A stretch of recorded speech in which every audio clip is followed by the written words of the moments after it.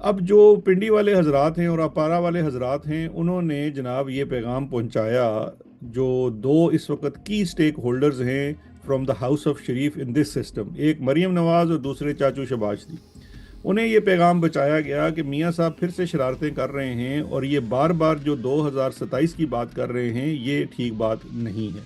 جو رانا ثناء اللہ کہتا ہے وہ مان لیں تو اس میں تو آرمی چیف کا نقصان ہے کہ 2027 میں جناب وہ ختم ہو جائیں گے، جبکہ جو بات میں کہہ رہا ہوں وہ اصل میں وہی بات ہے جو ان کے دل میں بھی ہے اور ان کا پلان بھی ہے کہ وہ پہلے والا نوٹیفیکیشن جو ہے وہ تو ایکسپائر کر جائے گا نومبر 2025 میں، تو پھر جو نیا قانون ہے اس کے مطابق جو ان کو ایکسٹینشن ملے گی دیٹ ول لاسٹ ٹل 2030، اور پھر نئے والے قانون میں ایک اور پخ بھی ہے، اور وہ پخ یہ ہے کہ ایک ایکسٹینشن کے بعد دوسری ایکسٹینشن تقریباً مل سکتی، اس میں فیڈرل گورنمنٹ چاہیے، اچھا جو مل جائے گی تو پھر 2030 کے اندر 5 اور ڈالیں تو 35 تو ہو گئے نا سر، تو آپ اس وقت 13 سال کی پلاننگ کر کے رکھیں، بال آپ کے میرے جیسے ہوں گے تو اس کے بعد کوئی بات بنے گی۔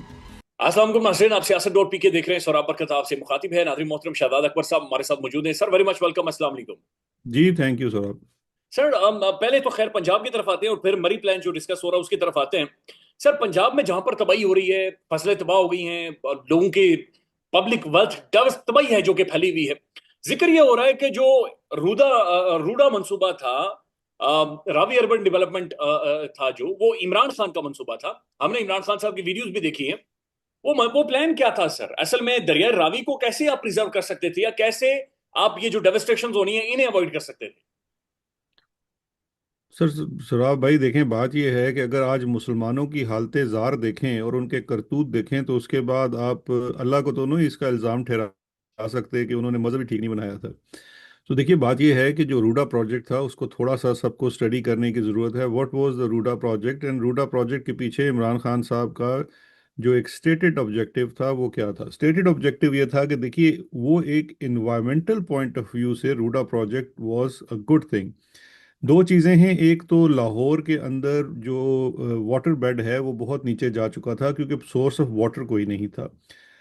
تو آئیڈیا یہ تھا کہ جو ریور راوی چونکہ انڈس ٹریٹی کے بعد وہ تو ایک قسم کا ختم ہی ہو چکا ہے نا، اس کے اندر تو پانی سیلاب میں ہی آتا ہے، تو وہاں پہ باقاعدہ طور پر وہاں پر پانی کی سٹوریج کی جائے، سپل ویز بنائے جائیں جس میں ایک تو سیلاب کا پانی، دوسرا بارشی پانی، اور تیسرا لنک کنال سے دوسری جگہوں سے پانی لا کر اس کو واٹر سٹوریج، سینیٹیشن اور دیگر چیزوں کے لیے استعمال کیا جائے۔ جو اوریجنل روڈا کا پلان جو خان صاحب نے اپروو کیا تھا اس کے اندر فلٹریشن پلانٹس ہیں، اس کے اندر بیراجز بنائی جانی ہیں، اس کے اندر بند ہیں، وہ وال ہے جس نے پروٹیکٹ کرنا ہے کتنا زیادہ پانی کا بہاؤ آئے گا، اور پھر سب سے بڑی اس کی چیز یہ تھی کہ جو سیلابی پانی اس کو فیکٹر ان کیا گیا تھا کہ سیلاب آنا ہے، اور سیلاب جس طرح سے کلائمیٹ چینج ہو رہی ہے، گلیشیئرز پگھل رہے ہیں، آنے والے وقتوں میں زیادہ آئیں گے، تو اس سارے پانی کی یوٹیلائزیشن کرنی ہے اس، and it was billions of dollars to be spent on that, that was the original plan. Imran Khan صاحب دیکھیں روڈا کا پلان کب اپروو ہوتا ہے؟ 20 میں جا کے کہیں اپروو ہوتا ہے، 20-21 کے بعد آپ کی تو حکومت ہی ختم ہو گئی۔ پروجیکٹ کی اس طرح کے پروجیکٹس کی امپلیمنٹیشن سالوں میں ہوتی ہے، مجھے یہ بتائیے نا 22 سے لے کے 2025 تک جو اوریجنل پلان ہے اس کی امپلیمنٹیشن کیا ہوئی ہے؟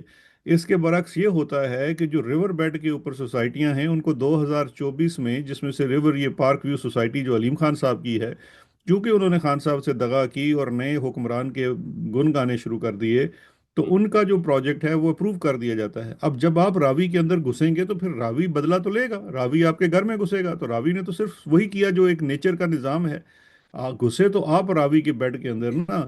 جو علیم خان صاحب کی سوسائٹی آج ڈوبی ہوئی ہے اس کا روڈا سے کیا تعلق ہے؟ وہ تو ریور بیڈ کے اوپر، راوی کے اوپر آپ نے جا کر ایک سوسائٹی کھڑی کر دی۔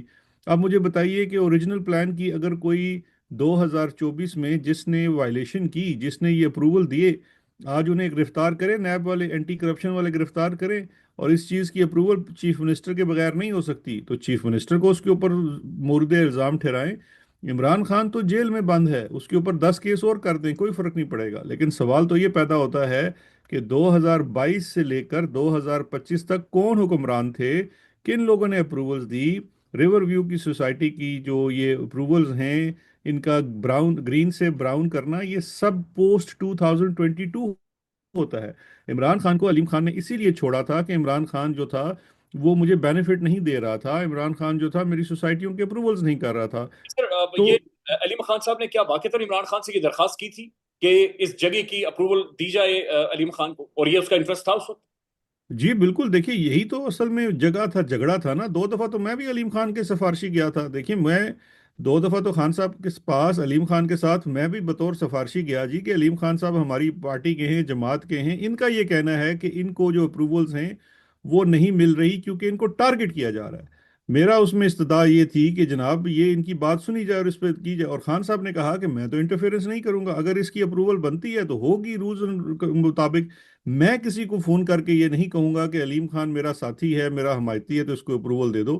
علیم خان یہ چاہتے تھے کہ وہ خان صاحب حکم جاری کریں، جو کہ وہ تو دیکھیں نا، خان صاحب تو آج کے دن بھی کیا کہتے ہیں کہ جناب آپ میرے پورے خاندان کو جیل میں ڈال دیں، میں اپنے اصولوں سے نہیں ہٹوں گا۔ تو عمران خان جیسا پہلے تھا ویسا اب ہے۔ دیکھیے مس فٹ پورے نظام کے اندر صرف ایک شخص ہے، وہ اڈیالہ جیل میں ہے، وہ عمران خان ہے۔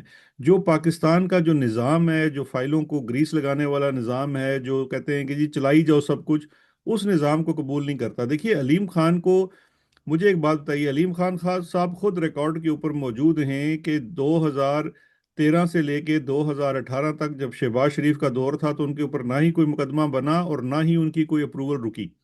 علیم خان کے اوپر مقدمے بھی بنتے ہیں، گرفتاریاں بھی ہوتی ہیں اور اپروولیں بھی رکتی ہیں، کب؟ 2018 سے 2022 تک۔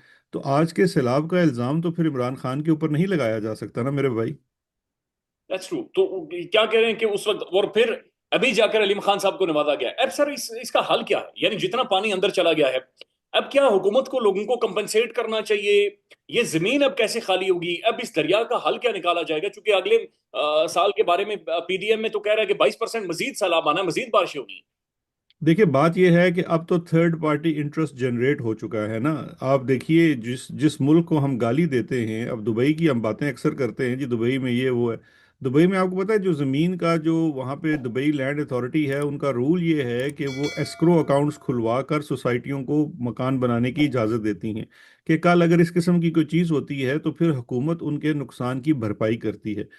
اب دیکھیے علیم خان صاحب کی طرف سے ایک تو میں دیکھ رہا تھا سوشل میڈیا پہ کہا گیا کہ جو لوگوں کا نقصان ہوا ہے اس کی ہم بھرپائی کریں گے، but is that enough? Because آپ نے لوگوں کو جو ہے ریور بیڈ کے اوپر، ریور کی زمین کے اوپر زمین بیچ دی۔ اب اگر قانون صحیح نافذ ہو تو ان کے اوپر تو اینٹی کرپشن کے پرچے ہونے چاہیے، نہ صرف ان کے اوپر بلکہ ان سرکاری عمال کے اوپر جنہوں نے یہ اپروولز دی۔ دیکھیے کسی قانون کے تحت چاہے آپ لا بھی بدل دے نا، یہ آپ کچھ قوانین ایسے ہوتے ہیں سر، جو بدلے نہیں جا سکتے۔ ریور بیڈ کے اندر کوئی شخص آپ کو مالکانہ حقوق دے ہی نہیں سکتا، اور جو جو مالکانہ حقوق دے گا وہ ایک کرمنل offense کمٹ کر رہا ہے۔ اگر قانون اپنا راستہ لیتا ہے اور قانون اپنا صحیح کام کرتا ہے تو آج وہ لوگ پابند سلاسل ہونے چاہیے جنہوں نے یہ سوسائٹی بنائی، بیچی، اپروول دیا، سب کچھ۔ کیونکہ اس میں جو بندہ ہے جس نے دیکھے نا 5 مرلے کی مکان کی قیمت وہاں 2.5 سے 3 کروڑ روپیہ ہے، اور یہ 5 مرلے میں کون رہتا ہے؟ Middle class, lower middle class کا بندہ رہتا ہے، اس نے اپنی زندگی کی جمع پونجی بنا کر وہاں پہ لگا دی، اور آپ نے جناب اس کو دریا میں پھینک دیا۔ تو اس پہ سوال تو بنتا ہے نا جی۔ اللہ تعالیٰ بہرحال جی پنجاب پر رحم کرے، اور لیٹس سے اب اس میں سے نکلتا کیا ہے، چونکہ فوڈ کرائسس بھی اس سے سر ایک اٹھائے۔ ایک ایک چیز اور ایڈ کر لیں سراب، ایک اور نام بھی ان کو بڑا پسند ہے، اور وہ نام ہے عثمان بزدار کا، بار بار نام لیتے ہیں۔ اگر چلیں ہم نون لیگ کی یہ بات بھی مان لیں کہ جی اس کی جو اپروولیں ہیں وہ عثمان بزدار نے دی تھی یا اس کے دور میں ہوئی تھی، تو عمران خان تو چیف منسٹر نہیں تھا نا، اپروول تو عثمان بزدار کرتا تھا۔ تو کدھر ہے آج عثمان بزدار؟ کوئی پرچہ ہوا اس کے اوپر؟ کوئی انکوائری ہوئی؟ کوئی انویسٹیگیشن ہوئی؟ عثمان بزدار تو آج بھی مائنز اینڈ منرلز بیچ رہا ہے بلوچستان میں نے سنا ہے بیٹھ کے، وہ تو انٹچڈ ہے۔ پکڑا کون جاتا ہے؟ حسان نیازی، شیر شاہ، شاہریز اور عمران خان اور علیمہ خان، یہ لوگ پکڑے جاتے ہیں، بشرا بیوی آپ کے پکڑی پاس کون سی جاتی ہے۔ گدڑ سنگھی ہے سر؟ جی بزدار صاحب کے پاس کون سی گدڑ سنگھی ہے؟ انہیں ٹچ بھی نہیں کیا گیا اس سارے کرائسس میں۔ سر، ان کے پاس وہی گدڑ سنگھی ہے جو جاگیر ترین کے پاس ہے، علیم خان کے پاس ہے، اون چودھری کے پاس ہے، شہباز شریف کے پاس ہے، مریم نواز کے پاس ہے، اور وہ ہے سبمشن کی، کہ ملک میں جو نظام رائج ہے، جو جو جب جب نظام آئے گا ہم جا کے اسی کا راگ گائیں گے۔ پہلے ہم تھوکیں گے، پھر ہم چاٹیں گے، پھر تھوکیں گے، پھر چاٹیں گے۔ جو شخص اس نظام کے اندر فٹ بیٹھا رہے گا وہ یہ کرتا رہے گا اور وہ کامیاب ہوگا۔ پاکستان میں ایگزسٹنس اور سروائیول کی ساری بات یہاں پہ آ کر ختم ہوتی ہے۔ کہ تھوکو چاٹو پھر تھوکو پھر چاٹتے رہو۔ جی جی ایگزیکٹلی، اس کے علاوہ تو کوئی نظام ہی نہیں ہے پاکستان میں۔ سر یہ جو مری میں ملاقات ہوئی ہے، ایک بڑا پولیٹیکل اکٹ تھا.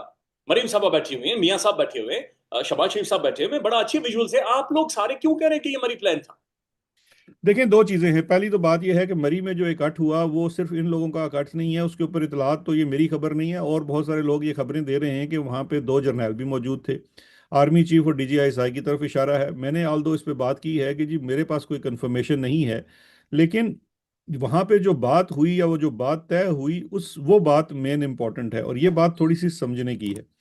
نون لیگ میں جو، اور یہ خبر میں 2 روز قبل اپنے ویلاگ کے اندر تفصیل سے دیکھ چکا ہوں کہ نون لیگ کے اندر پچھلے کچھ عرصے سے یہ خبر جو ہے وہ پھیلائی جا رہی تھی، اور کچھ لوگ جس طرح سے رانا ثناء اللہ صاحب ہیں وہ بانگے دہل آ کے چینلز پہ بیٹھ کے کہتے تھے کہ جی بائی آپریشن آف لا 5 سال کی ٹینیور ہے، تو 2027 میں جناب ان کا ٹینیور ختم ہوگا، پھر آگے دیکھیں گے.